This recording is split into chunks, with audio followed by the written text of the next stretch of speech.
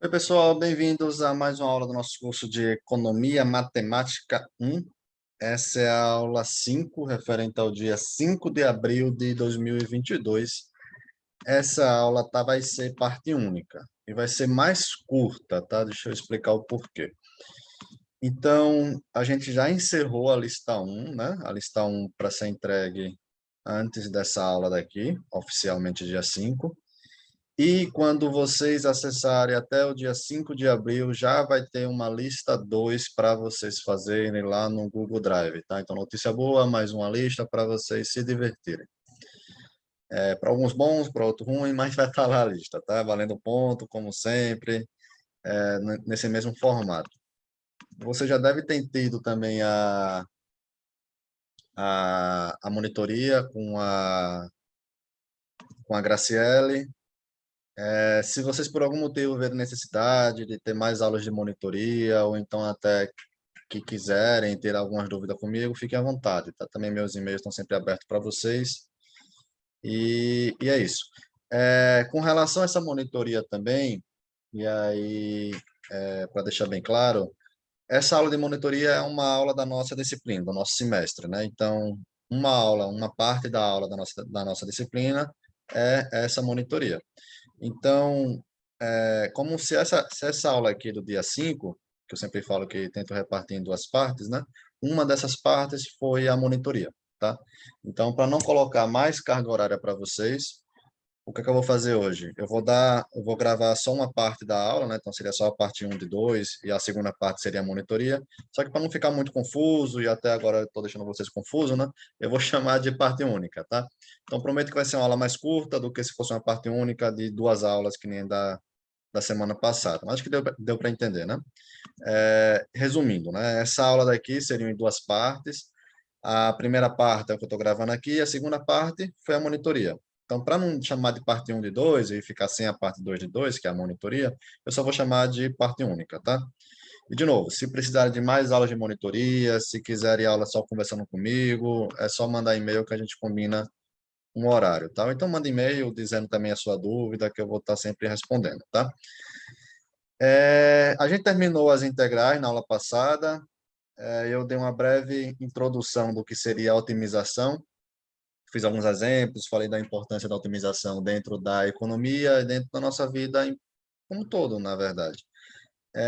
Sempre que você está fazendo alguma coisa, você está otimizando. Eu já dei vários exemplos na aula passada, né? Mas só resumindo, por exemplo, agora mesmo você está aí, você deu play no YouTube e está assistindo minha aula. Você gostaria de estar fazendo isso? Fala, não, Renan, eu até gosto das suas aulas, acho divertido, mas eu queria estar no shopping, eu queria estar vendo um filme, eu queria estar na praia, eu queria estar fazendo outra coisa, eu queria estar dormindo. Então, o seu tempo, essas 24 horas que você tem, por exemplo, você faz uma otimização desse tempo. Por que que você está aqui assistindo essa aula chata do Renan? Porque você quer se formar, porque você quer ter seu emprego, ter seu salário e por aí vai, né? Fazer a pós-graduação, talvez, ter seu trabalho e por aí vai. Então, você está otimizando o seu tempo, não é? Uma parte você tira para dormir, uma parte você tira para lazer, outra parte você tira para trabalhar, outra parte você tira para assistir a aula do Renan e por aí vai. Isso é uma otimização do seu tempo. Então, basicamente, tudo que a gente faz tem otimização, tá? Para começar, a gente vai ver a otimização de funções de várias variáveis, tá? Esse assunto de otimização vai ser um assunto longo, tá? A gente vai pegar uma parte desse assunto até a nossa primeira prova e uma outra parte desse assunto depois da nossa primeira prova, tá? Então, vai demorar bastante tempo com isso daqui. Mas aproveita, é um assunto muito legal. Então, seja y igual a f de x1 até xn. O que é isso aqui? Isso aqui é uma função de quantas variáveis? N variáveis. Qual é a variável dependente? Quem é a variável que depende das outras? O y. Que são as variáveis independentes? X1, x2 até xn. E não, isso aqui aparece economia? Aparece o tempo todo. Imagina, o PIB de uma economia. Por coincidência, y também, né? O PIB de uma economia depende só de uma variável? Se eu te der a taxa de juros, você me diz qual é o PIB? Se o Brasil tiver taxa de juros de 11%, qual é o PIB? E 11,5%, qual é o PIB? E 10%, qual é o PIB? Não, por quê? Porque a taxa de juros não depende só da taxa de... porque o PIB não depende só da taxa de juros, depende de consumo, depende de tributação, tem outras... depende do câmbio, tem outras variáveis que afetam a nossa o nosso PIB. Em economia em geral é assim, na verdade. Muito raramente você estuda duas variáveis, causa e efeito, né? Uma muda a outra e é por isso e fica por isso mesmo. A maioria das variáveis tem, a maioria dos modelos são de várias variáveis. Por exemplo, eu escrevi, né, um artigo, né, ainda está para ser publicado, sobre demanda por moeda. A gente demanda moeda, né? A gente demanda moeda, Renan, mas é o quê? Demanda moeda. É o dinheiro que eu tô levando para comprar a coxinha de frente à faculdade? Também. É o dinheiro que tem na minha conta do banco? Também. Isso é demanda por moeda. É o M1 que a gente chama, né? Então, a demanda por moeda eu colocava como função de quê? De taxa de juros, de consumo, até o próprio PIB pode aparecer. Então, você tem várias variáveis que mexem nessa essa variável dependente. Então, a economia em geral é assim, é uma função de várias variáveis. Queremos encontrar condições de achar o ponto x1 até xn tal que maximize ou minimize y. Você chegou lá no mercadinho, você tem N bens que você pode comprar no mercadinho, você pode comprar 1 quilo de arroz, 2 quilos de arroz, 3 quilos, ou então até 0 quilos de arroz. Você pode comprar 1 quilo de pipoca para fazer no micro-ondas, 2 quilos e por aí vai. Você pode comprar um ketchup, 2 ketchup, por aí vai. Você pode comprar um salgadinho, 2 salgadinhos e por aí vai. Você tem N bens quando chega no mercadinho. E você quer fazer o quê com esse N bens? Quer maximizar a sua função utilidade, não é isso? E não, mas é sempre máximo que aparece? Não, às vezes aparece mínimo também.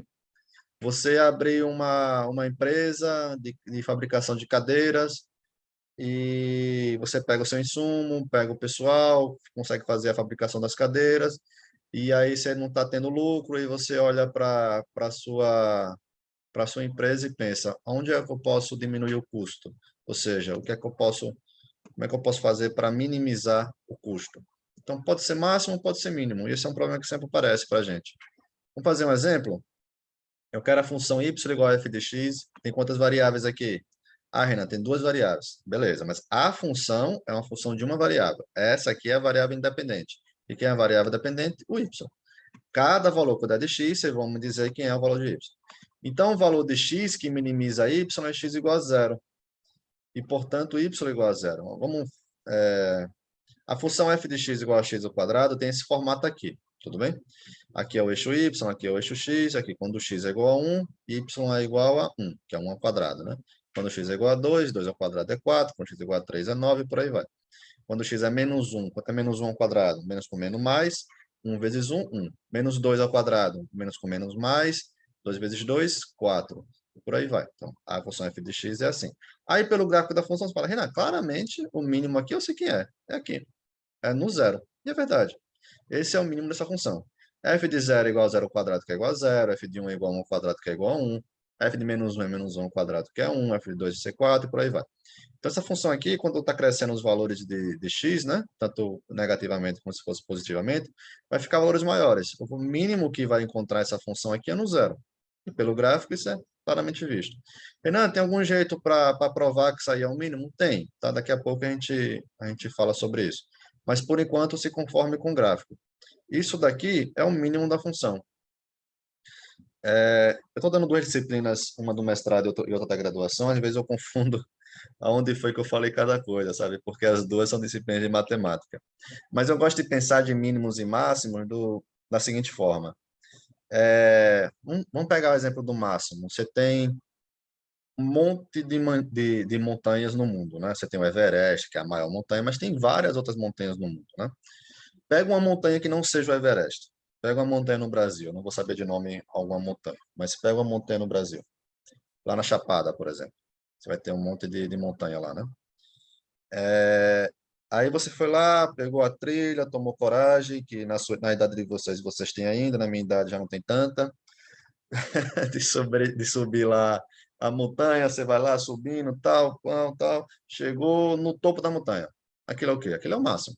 É o máximo daquela montanha. Ali é um máximo.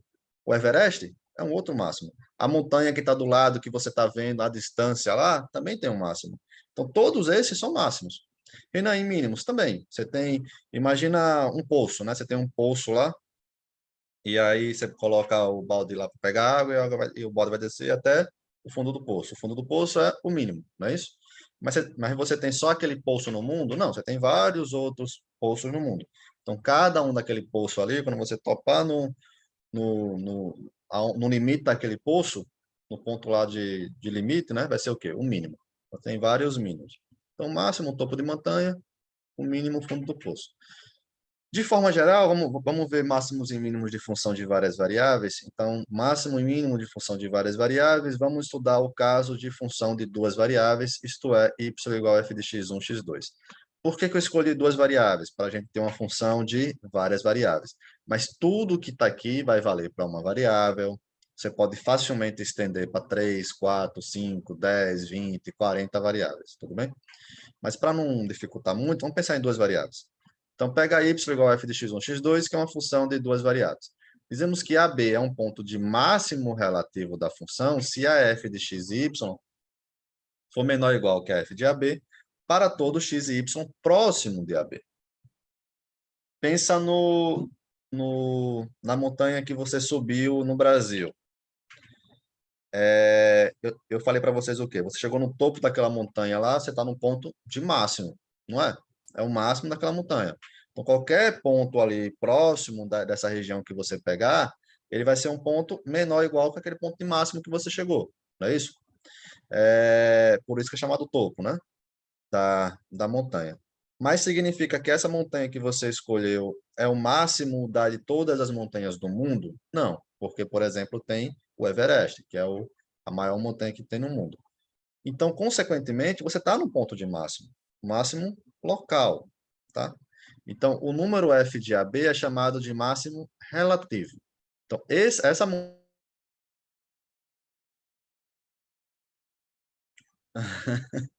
computador, acho que foi a internet que caiu. Só um segundinho, viu? Acho que voltou. Deixa eu explicar para vocês. Eu gravo num aplicativo chamado Zoom. E dentro desse aplicativo, ele usa a internet. E aqui estava sem internet. Então, eu coloquei a internet do celular para gravar, para conseguir gravar. E aí, eu acho que voltou a internet aqui de casa, porque aí ele parou a gravação. E me assustou, porque eu achei que tinha perdido tudo que tinha falado. Mas parece que voltou. Então, peço desculpa por essa interrupção, tá? Vamos voltar. Então, o que eu estava falando, né? A montanha que você escalou no Brasil, ele é o máximo de todas as montanhas do mundo? Não. É o máximo que a gente chama de máximo relativo. Naquele local ali, ele é o ponto de máximo. Naquela região ali por volta da montanha, ele é o ponto de máximo. Não é isso? Então a gente chama de máximo relativo. E o que é que precisa ser para ser o máximo relativo? Que não tenha ninguém ali próximo que seja maior que ele.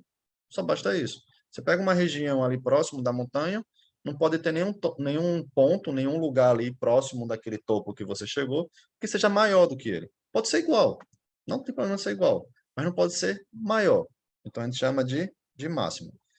Da mesma forma, está bem quente hoje. Dizemos que AB é um ponto de mínimo relativo, contrário, é o fundo do poço. Você pega uma região ali do poço, ele tem que ser aquele ponto de mínimo ali, não pode ter ninguém menor do que ele. E a gente chama esse ponto de mínimo relativo. O poço que tem próximo da sua casa é um mínimo relativo. Significa que é o mínimo do mundo, de todos os poços? Não. Mas naquela região ali, ele é o ponto de mínimo. Vamos voltar para isso daqui? Então, esse cara aqui é um ponto de mínimo relativo?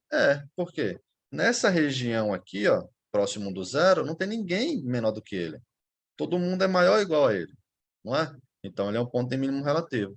E esse ponto aqui é um ponto de mínimo relativo? Não. Por quê? Qualquer região que você pegar aqui desse ponto, ele vai ter um ponto abaixo dele, e um ponto abaixo dele, e por aí vai. Então, não é ponto de mínimo relativo. Essa função aqui só tem um ponto de mínimo relativo. Vamos fazer outro exemplo? Então, exemplo 1, y igual a f de x1, x2, que é x1 ao quadrado mais x2 ao quadrado.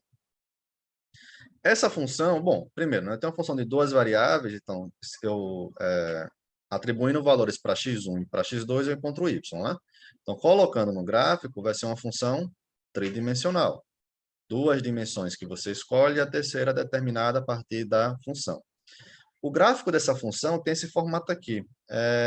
Aqui já está o gráfico, não precisa falar muito mais do que isso daqui, mas imagina que você tem tem um pano, você coloca uma bola pesada no meio do pano. O que é que o pano vai fazer? Vai achatar, né?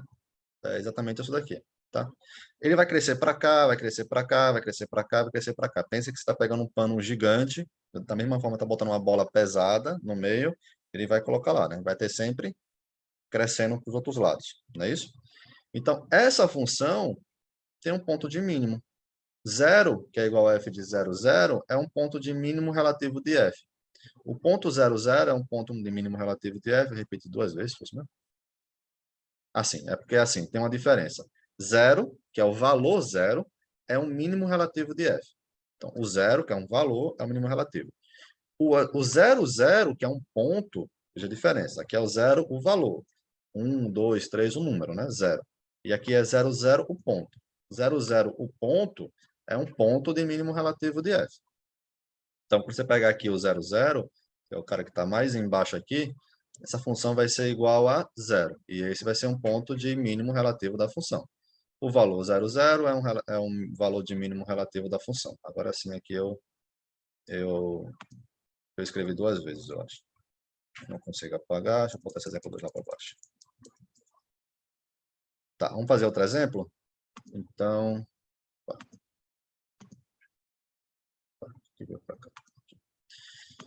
e se eu pegasse f de x1 e x2 igual a menos x1 ao quadrado mais x2 ao quadrado? Aqui era mais, né? x1 ao quadrado mais x2 ao quadrado. Agora eu botei um menos na frente. O que é que isso vai mudar a função? Vai ficar ao contrário agora. Imagina que você inverteu, né? Agora a bola, como se a bola estivesse indo para cima e empurrando o pano, né? De alguma forma. Então você tem um pano caindo, né? Então, aqui o pano está caindo para cá, caindo para cá, caindo para cá, caindo para cá. Cada vez mais vai caindo mais, tá? Então aqui eu vou ter o que agora? Isso aqui é uma montanha, não é isso? Então eu tenho um máximo relativo. Então 0, 0 é um ponto de máximo relativo da função. O valor 0, que é igual a f de 0, 0, é um valor de máximo relativo da função. Aí vocês estão aí agora se perguntando, Reinan, pelo gráfico, tranquilo, fácil de ver, eu consigo ver, aqui é o máximo relativo.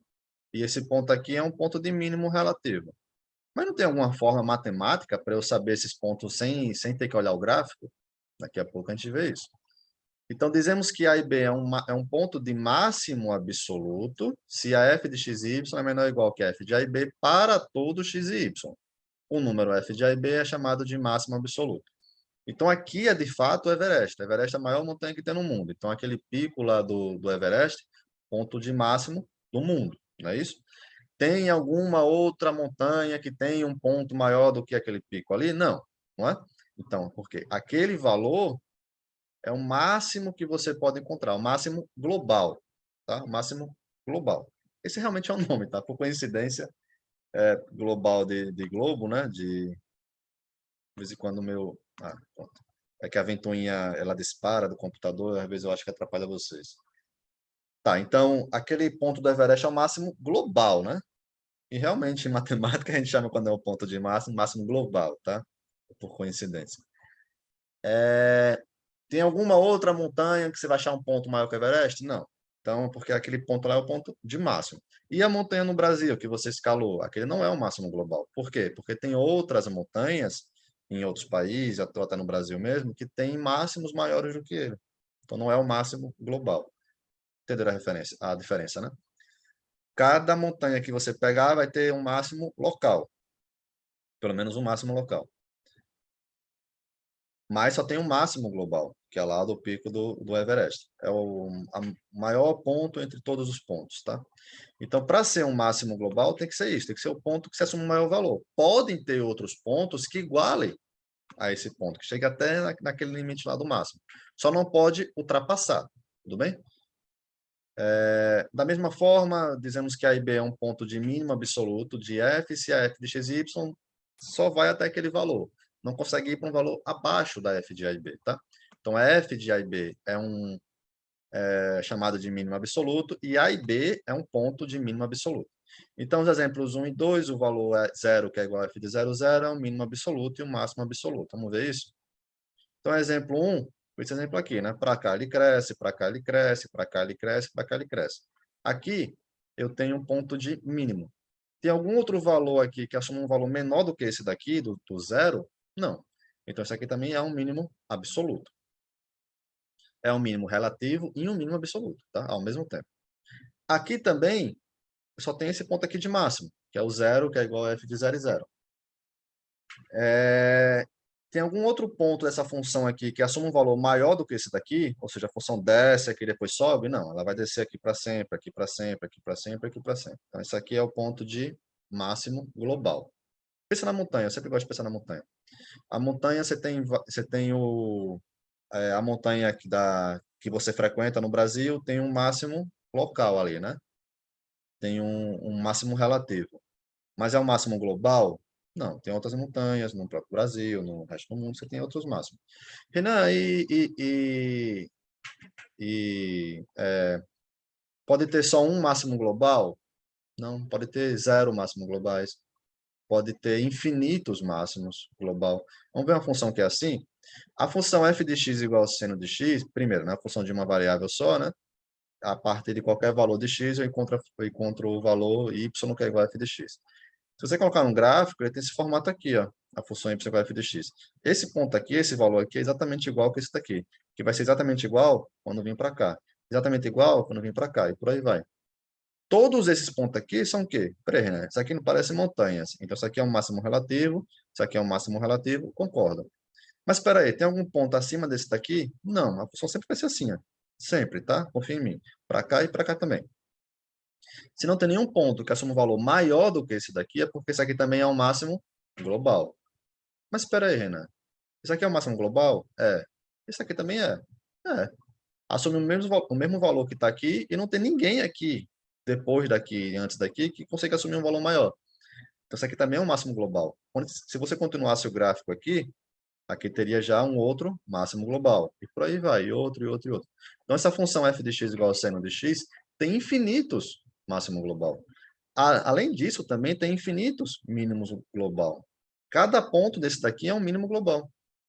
Tem algum ponto aqui que ele assume um valor menor do que esse daqui? Não. Daqui ele só sobe. Aqui ele empata, ele assume o mesmo valor do que está aqui, mas não é um valor menor. Logo, esse daqui é um mínimo local e também é um mínimo global. Esse aqui também é um mínimo local e também é um mínimo global. Você descer esse aqui, teria outro mínimo global e por aí vai. Então, essa função tem infinitos máximos globais e tem infinitos mínimos globais. Mínimos global, né? Eu estou confuso aqui. Português não é muito meu forte, não, tá? Se puderem, me dê uma dica aí depois no e-mail como é que conjuga. Eu estou falando, português realmente não é meu forte. Então, temos vários máximos e mínimos relativos, tem infinitos, na verdade, e vários máximos e mínimos absolutos também. Agora, vamos pegar a função f de x igual a x ao cubo. Se você fizer o gráfico dessa função, tem esse formato aqui, ó. X igual a 0 é 0, x igual a 1 vai ser 1 positivo, x igual a 2 vai para 8, x igual a menos 1 vezes menos 1, menos com menos mais 1. Mais 1 vezes menos 1, mais com menos menos, 1 vezes 1, 1. Então, 1 vai no menos 1. Menos 2 vezes menos 2, mais 4. Mais 4 vezes menos 2, menos 8. Por aí vai. Então, olha essa função aqui que interessante. Você fala, Renan, essa função tem algum máximo relativo? Tem algum ponto aqui que numa região dessa função ele é o máximo, o valor máximo dessa função? Não. Ela sempre sobe para cá. E qualquer ponto que você pegar aqui vai ter valores maiores para cá. Consequentemente, essa função não tem nenhum máximo relativo. E, consequentemente, também não tem nenhum máximo global. E mínimo relativo tem? Aí, esse ponto aqui. Mas se você continuar a função, vai descer mais ainda. E por aí vai. Então, também não tem nenhum mínimo relativo. E, consequentemente, também não tem nenhum mínimo global. Tá? Mínimos e máximos, eu não deixei claro lá, mas tem gente que chama mínimo relativo, tem gente que chama mínimo local. Tá? As duas formas estão corretas. Então, olha que interessante. Eu peguei uma função aqui que só tem um máximo global, um máximo relativo. Peguei uma função aqui que só tem um mínimo global, um mínimo relativo. Aí você veio com a pergunta, Renan, toda função tem um máximo ou um mínimo global? Não, essa função aqui nem tem máximo e nem tem mínimo global. Aí você vem com outra pergunta, e um máximo global só pode ser um? Não, pode ter infinito máximo global. Pode ter 10 máximo global, pode ter 100, pode ter 1 milhão, pode ter infinitos. Pode ter 10 mínimo global, pode ter 100, pode ter infinitos também, mínimos relativos e global também. Aí eu lhe pergunto, como podemos ver no gráfico, temos mínimo e máximo relativo, mas não temos mínimo ou máximo absoluto. Aí eu lhe pergunto, para que serve isso na economia? O que a firma faz? Aí você me responde, Renan, a firma maximiza lucro. É, hoje em dia já não se pensa mais assim, tá? Já tem estudos, modelagem econômica, que é maximização de lucros, por exemplo, impacto ambiental, né? Tem agora isso que está chegando na economia e que provavelmente vai causar uma revolução, que é o ESG, né? Não sei se vocês já ouviram falar, que é práticas corporativas de meio ambiente. Porque, por exemplo, pega uma empresa grande, hoje em dia, não vou citar nome, pega uma empresa grande. Se essa empresa faz algum tipo de poluição sem nenhum controle, pode ser que venha, por exemplo, multa, né? E além disso, repercussão internacional, e além disso, gente parando de comprar produto daquela empresa por causa da poluição e por aí vai. Então, as empresas cada vez mais estão se preocupando também não só na maximização do lucro em si, receita menos custo, mas também de outras variáveis, como, por exemplo, impacto global, impacto econômico, organização corporativa. Quer ver um exemplo bem simples disso? Eu gosto de videogame, tá? Eu assumo isso. Há pouco tempo atrás, tinha uma prática comum no mundo de videogames que eu acho que se chama crunch. Dá uma pesquisada, nunca vou falar, mas acho que é crunch o nome, que é tipo, tem um jogo que você está produzindo e que está próximo de ser entregue. Você coloca um prazo para entregar e está chegando esse prazo e o jogo não está pronto ainda, então você coloca os trabalhadores para trabalhar 14, 16 horas por dia seguidas assim até conseguir entregar aquele jogo. Isso é uma prática claramente abusiva, né? E aí, cada vez mais, tem saído notícias de empresas que estão fazendo isso. E essas empresas estão sendo punidas não só na legislação local, né? Como também indivíduos que não estão comprando esses jogos por causa desses motivos. Então, pela repercussão negativa da empresa, o que a empresa está fazendo? As empresas agora já estão falando que não vão mais fazer isso. Então, veja que não é só lucro, tem outras variáveis também, tá? Mas para não dificultar aqui para a gente, vamos pensar só em maximizar lucro, tá? Para simplificar. Aí vem a pergunta: e como é que as firmas maximizam lucro? De forma simples, maximizando a receita e minimizando o custo, não é isso? O lucro, de forma simples, é receita menos custo. Para você maximizar o lucro, o que você pode fazer? Você pode fazer isso em duas vias: maximizar a receita e minimizar o custo. O que as pessoas fazem? A gente maximiza a nossa utilidade. Quando eu vou no mercadinho com dinheiro para fazer as compras, eu faço a minha compra que maximize minha utilidade. Quando eu termino esse mês de trabalho, eu recebo meu salário, eu vou gastar esse meu salário que maximize a minha utilidade. E por aí vai. O que o governo faz? Maximiza o bem-estar da população no sentido do ótimo de Pareto. O governo, né, o governo em si, qual é a missão dele? Que ele consiga melhorar o bem-estar da sociedade, né? No sentido do ótimo de Pareto, que isso quer dizer, você não pode melhorar alguém piorando alguém, né? Então tem que melhorar todo mundo. Todos os agentes da economia são maximizadores e minimizadores. É, ficou famoso há pouco tempo, já tem uns 30 anos, eu acho, na verdade. Até mais, 40 anos, eu acho. Chamada Crítica de Lucas. O que foi a crítica de Lucas de forma simples, né? Muitos economistas jogavam a modelagem sem dar uma explicação do porquê que aquela modelagem é verdade. Ou seja, é, pega uma função de econometria que não sei, que as pessoas utilizem, só que ninguém entende por que aquela função faz sentido econômico. De onde é que vem aquela função? De onde que vem aquela relação? Eu tô estimando o PIB como função de taxa de juros, consumo, câmbio, não sei, de algumas variáveis assim. Mas essa função tem interpretação econômica. Se você pega uma função, eu estou estimando o PIB em função da inflação, do número de partido político, da quantidade de ouro que os Estados Unidos têm. Fala, pô, peraí, mas está estranho isso daí, né? Mas às vezes a equação é utilizada dando certo, as pessoas utilizam. Mas a crítica de Lucas foi exatamente nisso daí. Para você utilizar aquela função, o Lucas falou, tem que ser microfundamentado. O que é isso? Você tem que trazer todo o seu modelo do pequeno, do Reinan maximizando, do João maximizando a utilidade, da empresa maximizando o lucro, e trazer até aquela função que você está estudando. Para você chegar nessa função que você está estudando, de forma microfundamentada, são maximizações e minimizações. Todos os agentes da economia trabalham assim. Eu estou agora maximizando o meu tempo. Eu tenho 24 horas. Um tempo que eu tenho que trabalhar, um tempo que eu tenho que estudar, um tempo que eu tenho que publicar, um tempo que eu tenho que cuidar da minha vida pessoal e por aí vai. Vocês têm 24 horas, está maximizando o seu tempo também. O tempo que vocês têm que trabalhar, o tempo que tem que estudar, o tempo que tem de lazer e por aí vai. A firma está maximizando o lucro, de forma simples, né? Então, a firma está lá produzindo para maximizar lucro. Você sai de casa, pega o ônibus para ir até a faculdade. A empresa de ônibus colocou aquela passagem lá pensando na maximização do lucro, restrito a todas as condições e por aí vai. Então, tudo que a gente está fazendo, todo mundo está fazendo, é maximizações e minimizações. Todos os agentes da economia, tá? Então, todo mundo faz isso. O governo está maximizando e minimizando, as empresas estão maximizando e minimizando, a gente está maximizando e minimizando a todo momento do tempo.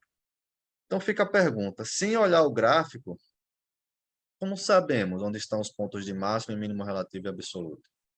Ah, Renan, no gráfico eu consigo ver aqui, ó. Aqui claramente é um ponto de máximo. Eu passei por esse exemplo, nem falei para vocês, né? Deixa eu fazer aqui rapidinho, que eu acabei esquecendo. F de x igual a x ao cubo menos x. Se você colocar no gráfico, tem esse formato aqui, essa função, tá? Então, só tem um ponto de máximo, local e global, na verdade. Não, global não, né? Que tem pontos aqui. Então, esse aqui é um ponto de máximo relativo, não tem máximo global.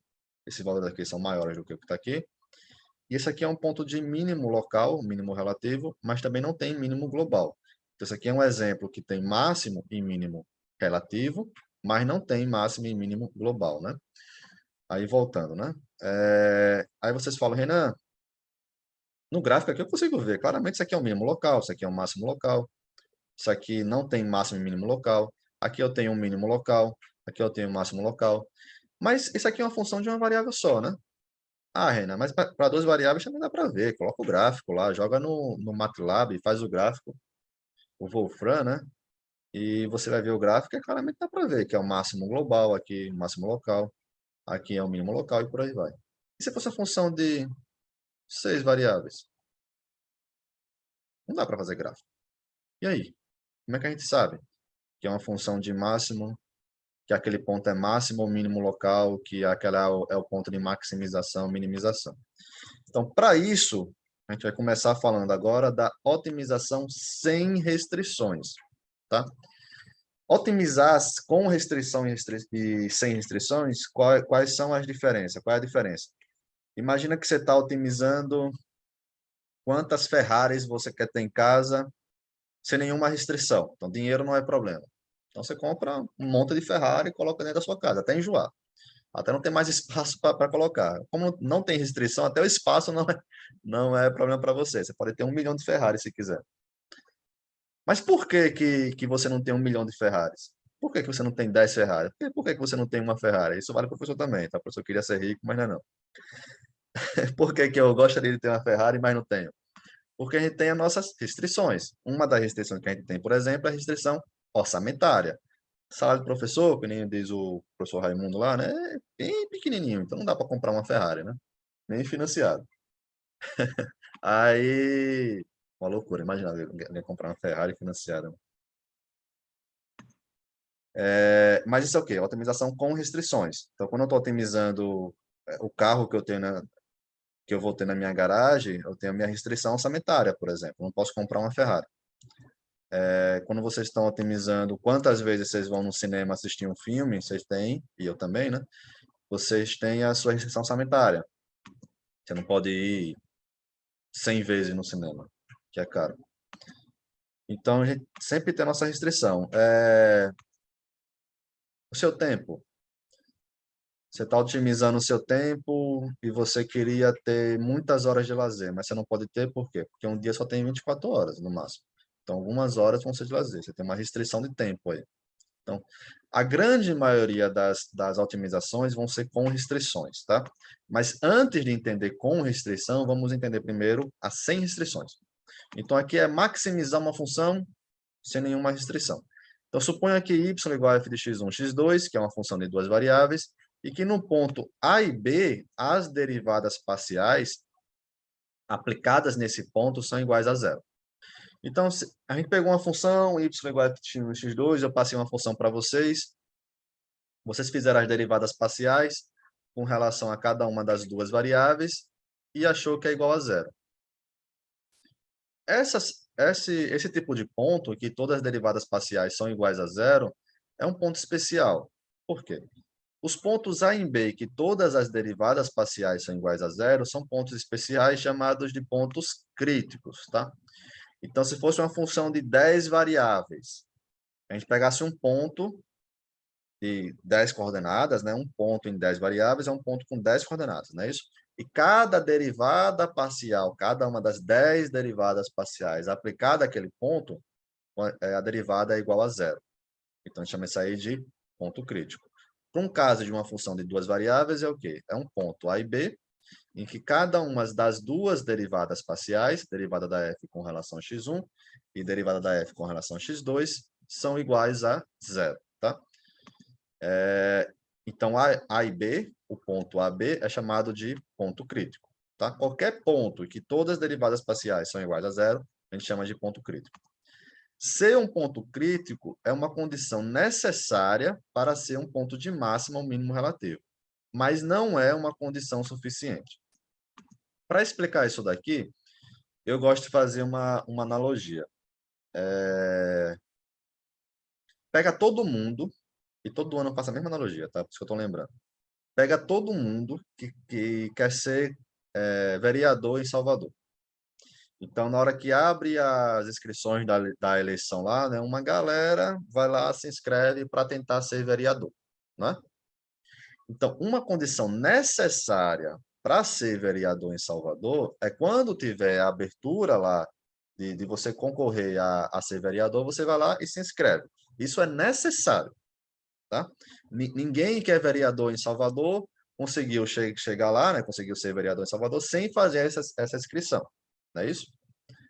Mas é uma condição suficiente? Não. Por quê? Porque muita gente lá que se inscreveu não vai conseguir se eleger, se elege só alguns. Então, a inscrição é uma condição necessária, não é a condição suficiente. Quer ver outro exemplo? Concurso. Você se inscreveu para um concurso. Você foi lá, pagou a taxa e se inscreveu.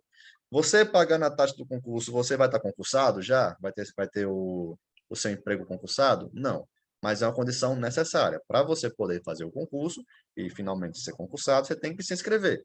Não é? Então, é uma condição necessária, mas não é uma condição suficiente.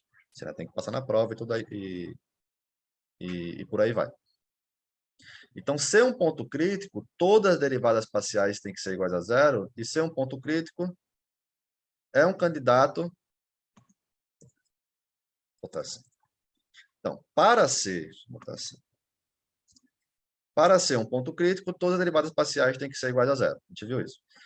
E sendo um ponto crítico, todo ponto crítico é um candidato a ponto de máximo ou mínimo relativo. Então, é um cara que está tentando ser vereador em Salvador. É uma pessoa que está tentando ser vereador em Salvador. Se inscreveu. É um candidato. Vai ser eleito? Aí já é outra história. Mas é um candidato. E por que isso aqui ajuda a gente na parte de otimização? Porque você começa a limitar o número de opções. Quantos habitantes tem Salvador? Mais de 3 milhões, né? Aí eu lhe pergunto, tá bom, desse mundo de habitantes aí de Salvador, quem pode ser vereador? Aí você vai analisar, vai perguntar para cada uma das 3 milhões de pessoas em Salvador? Não. Você pega lá no filtro e vê lá quem foi que se inscreveu para tentar ser vereador. Aqueles são os candidatos. Veja que é um número muito menor do que os 3 milhões de habitantes de Salvador. Então, é isso que ajuda para a gente o ponto crítico. Você sabe que para ser um ponto de máximo ou mínimo relativo, tem que ser um ponto crítico. Tem que ser um desse candidato.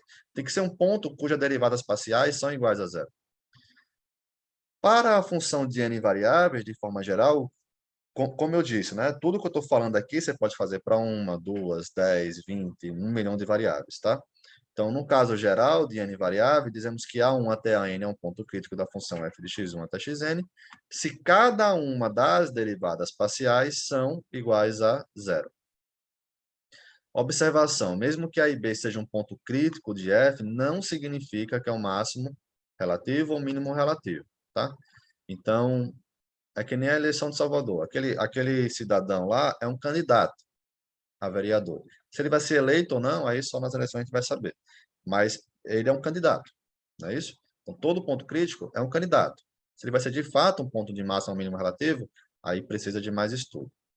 Vamos fazer um exemplo? Então, y igual a f de x1, x2 igual a x1 ao cubo menos x2 ao quadrado. Então, quem é a derivada da função f com relação a x1? Ah, Renan, então, derivada da função f com relação a x1, quem é a derivada disso daqui com relação a x1? Tem x1 aqui? Tem. Espera aí, x1 ao cubo, como é que eu derivo isso daqui com relação a x1? Eu não sei fazer isso. Espera aí, se fosse x ao cubo com relação a x? Ah, desce o expoente, 3x e tira 1 do expoente. Então, 3x ao quadrado. E se fosse o y ao cubo com relação a y? Ah, desce o expoente, 3y ao quadrado. E se fosse a ao cubo com relação a desce o expoente, 3a ao quadrado. E se fosse x1 ao cubo com relação a x1? Desce o expoente, 3x1 ao quadrado. Então, você sabe sim fazer isso. E a derivada disso aqui com relação a x1? Espera aí, mas aqui é x2. Então, isso aqui não é x1. Com relação a x1, isso aqui é uma constante. Derivada da constante, zero. Então, a derivada da função f com relação a x1 é igual a 3x1 ao quadrado. A derivada da função f com relação a x2, isso aqui é uma constante, derivada é zero. Com relação a x2, aqui tem x2. Então, menos continua, desce o expoente, menos 2, x2 elevado a 2 menos 1, ou seja, menos 2x2. Eu estou fazendo de propósito isso aqui, tá? De colocar x, y, z, x1 e x2, que eu quero que vocês percam medo, e muitas vezes eu vejo que o aluno de graduação tem medo disso, eu só sei derivar com x. Mentira. Você sabe derivar com y, com z, com x1, com x2. É a mesma coisa. É um nome que dá isso aqui. Eu poderia chamar isso aqui de, não x1, poderia chamar de UFBA. Eu posso chamar. A variável UFBA. Então, aqui seria UFBA. Eu posso chamar. Posso chamar de João. Se quiser, eu chamo. Eu não preciso chamar de x, de y. Eu posso chamar o nome que eu quiser isso aqui. Eu estou chamando x1. Então, se você sabe fazer para x, você sabe fazer para y, para z, para a, para x1 e por aí vai. Então, essas daqui são as derivadas parciais. Aí eu falei para vocês, olha só. Para ser ponto crítico, todas as derivadas parciais têm que ser iguais a zero, né? Aí você olha para isso aqui e fala, peraí, isso aqui são as derivadas parciais. Para isso daqui ser igual a zero, para ser um ponto crítico, quais são os pontos possíveis? Quando é que isso daqui vai ser igual a zero? Qual o único valor de x1 para isso aqui dar zero? O x1 tem que ser igual a zero. Esse cara daqui dentro, né? O x1 tem que ser zero. Aí fica zero ao quadrado, 3 vezes zero, zero. Para isso aqui ser zero, qual é o valor do x2? X2 tem que ser zero. Ah, Renan, então peraí. Para ser um ponto crítico, todas as derivadas parciais têm que ser iguais a zero. E para essa derivada parcial aqui ser igual a zero, as duas derivadas serem iguais a zero, x1 tem que ser zero e x2 tem que ser zero. Então, veja, a gente reduziu uma infinidade de pontos que a gente podia pegar x1 igual a 10, x2 igual a 20, x1 igual a menos 10, x2 igual a raiz de 2, x1 igual a 0,15, x2 igual a menos 45, e uma infinidade de pontos. A gente reduziu isso aí tudo para um ponto, o 0, 0. Se tiver, esse é o único candidato a máximo ou mínimo relativo. Então, o que eu estou falando para vocês aqui é o seguinte: se essa função tiver um máximo ou mínimo relativo, tem que ser no ponto 0, 0. Não pode ser em nenhum outro ponto. Tá? Tem que ser no 0, 0. Para ser um ponto crítico, para ser um ponto de máximo ou mínimo relativo, todas as derivadas parciais têm que ser igual a zero. Eu não estou fazendo a parte matemática aqui, tá? Isso aqui é um curso de economia, matemática dentro da economia, né? Eu não estou fazendo provas, nem nada desse tipo. Para não complicar ainda mais, tá? Mas para entender, de forma geral, assim, é o seguinte. Quando você tem uma derivada positiva, significa que você tá pegando pontos próximos, são pontos maiores do que ele, tá? Derivada ser positiva significa que a função está crescendo. tá? Ou seja, se a função está crescendo, é porque não parou ali. Então, tem pontos maiores do que ele. Derivada negativa significa que a função está decrescendo. Então, se a função está decrescendo, é porque não parou ali, tem pontos menores que ele, tá? Para ser bem exato, matematicamente falando, derivada C maior que zero, tem pontos maior que ele. Derivada C menor que zero, tem pontos menor que ele. Então, espera aí. Para ser um máximo ou mínimo relativo, não pode ter pontos acima dele, por exemplo, né? Para ser um máximo relativo, não pode ter ponto acima dele. Então, não pode estar crescendo. Então, você tem que ter que estar decrescendo, não é isso? Então, você tem derivadas ali que são menores do que zero, menor ou igual a zero, e naquele ponto, a derivada tem que ser exatamente igual a zero, tá? Se for maior que zero, ia ter pontos maiores. E se fosse menor que zero, significa que a função ainda estaria decrescendo naquele ponto ali, tá? Só para dar uma ideia do porquê que a derivada tem que ser igual a zero, tá? E não, e por que derivadas parciais? Aí é chamada derivada direcional. Qualquer direção que você pegar, esse argumento vai valer. Para ser um ponto de máximo, tem que ter a derivada igual a zero. Se a derivada for positiva naquele ponto ali, está crescendo. Se fosse negativa, é porque já tinha pontos maiores do que ele antes, tá? A derivada tem que ser igual a zero. Só para dar uma interpretação matemática, tá? Do porquê que isso aqui vale. Então, beleza, vamos voltar, né? Daquela infinidade de pontos que você poderia analisar para saber se é um mínimo ou máximo relativo, só um ponto é candidato. Só um ponto pode ser o ponto de máximo, mínimo, ou nenhum dos dois, nem máximo nem mínimo relativo. Tudo bem? Esse aqui é o único ponto. Veja a facilidade do que é o ponto crítico. Então, a imensidão de pontos que a gente poderia estudar, ele diminuiu todo esse, fez um filtro, né? No Excel lá, apertou o botãozinho do filtro, diminuiu para um ponto. Só um ponto a gente precisa analisar. Mas f de 0,0 é 0 ao cubo menos 0 ao quadrado, que é igual a zero. F de menos 1, 0 é menos 1 ao cubo, que é menos 1, menos 0 ao quadrado, que é igual a menos 1, que é menor do que f de 0,0, né? F de menos 1 sobre 10, 0 é menos 1 sobre 10 ao cubo, menos 0 ao quadrado. Isso aqui vai ser menos 1 sobre 1000, que é menor do que zero. F de menos 1 sobre 100 e 0 é menos 1 sobre 100 ao cubo, menos 0 ao quadrado, que é menos 1 sobre 1 milhão, que é menor do que zero.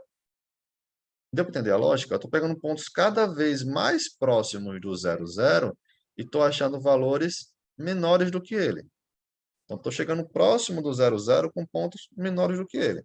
Então, isso pode ser um fundo do poço, mesmo que seja relativo? Não. Por quê? Tem pontos muito próximos dele que é menor do que ele. Então, não é um fundo do poço. Não é um mínimo relativo. Mas espera aí. F de 1, 0 é 1 ao cubo menos 0 ao quadrado, que é 1, que é maior que 0. F de 1 sobre 10, 0 é 1 sobre 10 ao cubo menos 0 ao quadrado, que é 1 sobre 1000, que é maior que 0. E F de 1 sobre 100, 0 é 1 sobre 1 milhão, que é maior que 0. Ou seja, também estou pegando pontos próximos do 0,0, que a função assume valores maiores. Então, pode ser um topo da montanha? Não. Tem pontos ali chegando próximo dele com valores maiores. Então, não é o topo da montanha. Então, não é um máximo relativo. Então, 0,0 não é um máximo e nem mínimo relativo. Ele é um candidato. Ele é o cara que se inscreveu, é a pessoa que se inscreveu, é o cidadão que se inscreveu para ser vereador em Salvador. Mas não foi eleito. Isso acontece. Com muita gente acontece isso, né? Na verdade, a maioria dos casos, né? São muitos candidatos para vereador. Então, mas ele não foi eleito. Então, com isso daqui, a gente mostrou o quê? Que esse ponto nem é ponto de máximo nem de mínimo relativo. Aí você vem me pergunta, Renan, então qual é o ponto de máximo e mínimo relativo dessa função? Olha só, para ser um ponto de máximo ou mínimo relativo, tem que ser um ponto crítico. Então, esse daqui era o único candidato que a gente tinha para máximo e mínimo relativo. E mesmo assim, ele não se elegeu. Esse daqui é a única pessoa que se inscreveu para o concurso que tinha, que tinha vaga. Essa pessoa não passou no concurso. Então, a vaga não foi preenchida. Ou seja, não tem pontos de máximo e nem mínimo relativo dessa função. Os pontos críticos são candidatos a pontos de máximo ou mínimo relativo para determinar... Bom, aqui, daqui a pouco fala isso aqui. Então, vamos lá. Acho que deu para entender. Nesse exemplo aqui, ó, essa função não tem pontos de máximo ou mínimo relativo. Se quiser, coloca no gráfico, dá uma olhada, coloca na internet, né? Até aqui na minha bibliografia tem um lugar que você pode fazer os gráficos, na verdade. coloca lá, vê como é o gráfico, essa função nunca vai ter nenhum ponto de máximo nem mínimo relativo. Qualquer ponto que você pegar nessa função vão ter valores menores do que ele, ou seja, não é ponto de mínimo relativo, e vão ter valores maiores do que ele, ou seja, não é o ponto de máximo relativo. Já deixando bem claro, né? Se não tem mínimo relativo, não tem mínimo global. Mínimo global sempre vai ser um mínimo relativo. E se não tem máximo relativo, também não tem máximo global. Máximo global sempre vai ser um máximo relativo. Imagina o Everest. O Everest é o topo da montanha de todo mundo, né? Então é o máximo global. É o máximo relativo? Também. Dentro daquela região ali do Everest, menorzinha, não o mundo inteiro, mas aquela região ali, ele é o máximo que tem ali também. Então vai ser o máximo relativo. Para encerrar a aula de hoje, já tem 51 minutos, para determinar se um ponto é de máximo ou mínimo relativo, precisamos da derivada de segunda ordem, tá? Então, a gente viu aqui os candidatos a máximo ou mínimo relativo, a gente viu que são os pontos críticos. Então, todo ponto crítico é um candidato a ser máximo ou mínimo relativo. Mas, para a gente determinar se o ponto é de fato máximo ou mínimo relativo, a gente tem o chamado condição de segunda ordem, tá? Vamos fazer um exemplo. Y igual a f de x1, x2, que é x1 ao quadrado, mais 2 vezes x1, x2. Então, quem é a primeira coisa que você faz para descobrir se uma função tem máximo ou mínimo relativo? Faz todas as derivadas parciais. Quem é a derivada dessa função aqui com relação a x1? Então, aqui tem x1? Tem. Desce o expoente, 2x1. Mais, tem x1 aqui? Tem. Então, 2x2 permanece. Derivada do x1 com relação a x1. Derivada do x com relação a x é igual a 1. Derivada de y com relação a y é igual a 1. Derivada de x1 com relação a x1 é igual a 1. Então, ficou só o 2x2 aqui. Então, a derivada da f com relação a x1 vai ser igual a 2x1 mais 2x2. A derivada de segunda ordem, o que é isso, Renan? Derivada de segunda ordem. Você pega a função que você derivou e deriva novamente. É uma derivada segunda. É só isso, segunda ordem, tá? Então, derivada de segunda ordem com relação a x1 é o quê? Você pegou esse resultado aqui, da sua derivada, e derivou novamente com relação a x1. Então, quem é a derivada disso daqui com relação a x1? Tem x1 aqui? Tem. Então, 2 permanece. Derivada de x1 com relação a x1 é igual a 1. Então, ficou só o 2. Tem x1 aqui? Não. Derivada constante é zero. Então, a derivada de segunda ordem de x1 com relação a x1 duas vezes é igual a 2.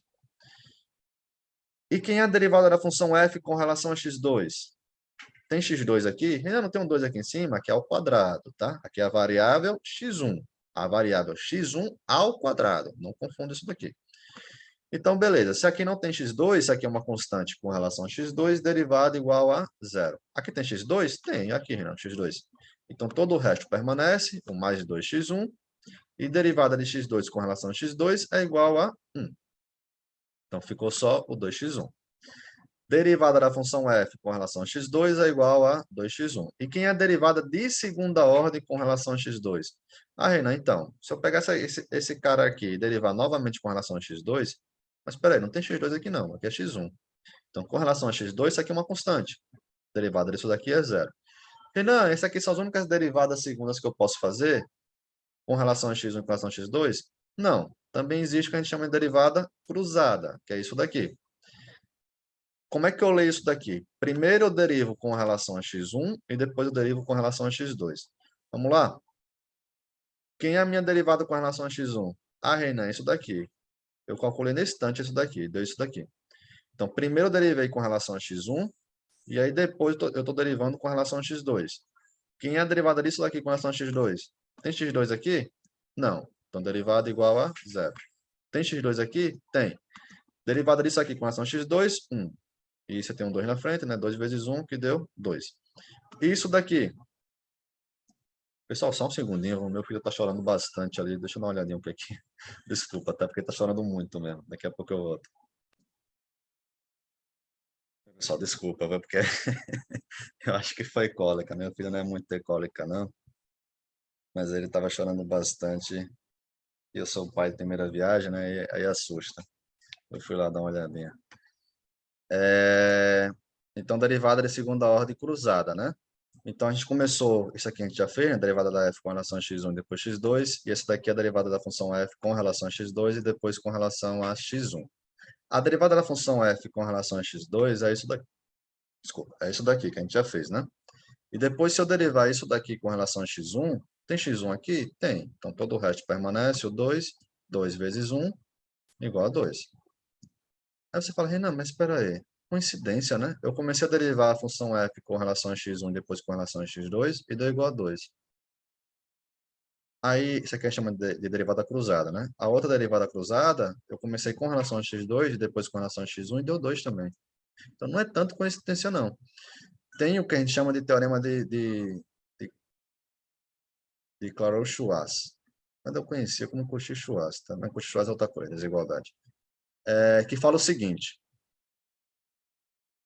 Bom, eu não vou falar o que está aqui, não, para não deixar vocês mais confusos, mas basicamente diz o seguinte: qualquer função que você pensar, isso aqui é chamada função contínua, classe C2, tá? Significa que a função é contínua, a derivada é contínua, e a segunda derivada é contínua. Tá? Tem que ser uma função estável, que é um conjunto aberto, e aqui são as derivadas cruzadas, tá? Mas dizendo em outras palavras, para não dificultar tanto para vocês, está dizendo o seguinte: qualquer função que você consiga imaginar aí, basicamente, as derivadas cruzadas vão ser iguais, tá? 99% das funções que vocês vão ver durante o curso de graduação, até o curso de graduação, digo que é 100%. No curso de pós-graduação, então talvez 99%, no curso de mestrado, doutorado, que vocês vão ver, as derivadas cruzadas são iguais, tá? Então, vamos assumir aqui sempre que as derivadas cruzadas são iguais. Existem funções que as derivadas cruzadas não são iguais, tá? Por exemplo, a função máximo tem que ser uma função que tenha um bico, assim, que faça isso daqui. Não estou lembrando de exemplos agora. Mas existem funções que isso aqui não vão ser iguais, tá? Mas são funções tão raras que não vale a pena a gente estar perdendo tempo com elas. Então, dentro desse curso, as derivadas cruzadas sempre vão ser iguais, tá? Mas é sempre deixar a observação que existe também funções que isso não vale. Até botei aqui. Renan, não entendi. Basicamente, afirma que para as funções de várias variáveis que você conseguir imaginar, para a derivada cruzada, tanto faz qual derivada você começa a calcular. Tanto faz você começar com a derivada com relação a x1 e depois fazer com relação a x2, como você começar com a derivada com relação a x2 e depois fazer com relação a x1. Para a derivada cruzada, tanto faz qual derivada você começa a calcular para a função de duas variáveis, né? Finalmente, como eu sei quais são os pontos de máximo ou mínimo relativo? Para fazer esse passo a passo aqui, eu vou deixar para a próxima aula, tá? Então, espero que vocês tenham aproveitado. Lembrando que a segunda parte dessa aula, né, eu vou chamar de parte única no YouTube. A segunda parte dessa aula foi a monitoria que vocês tiveram. Qualquer dúvida, eu estou disponível no e-mail. E na próxima aula, a gente vai descobrir como é que aqueles pontos ali, aqueles candidatos a vereador de Salvador, como é que eles são eleitos? Como é que aqueles pontos ali, candidatos a pontos de máximo ou mínimo relativo, se eles são de fato pontos de máximo ou mínimo relativo, tudo bem? Então, isso é a próxima aula. Espero que vocês tenham aproveitado e até a próxima aula. Tchau, tchau.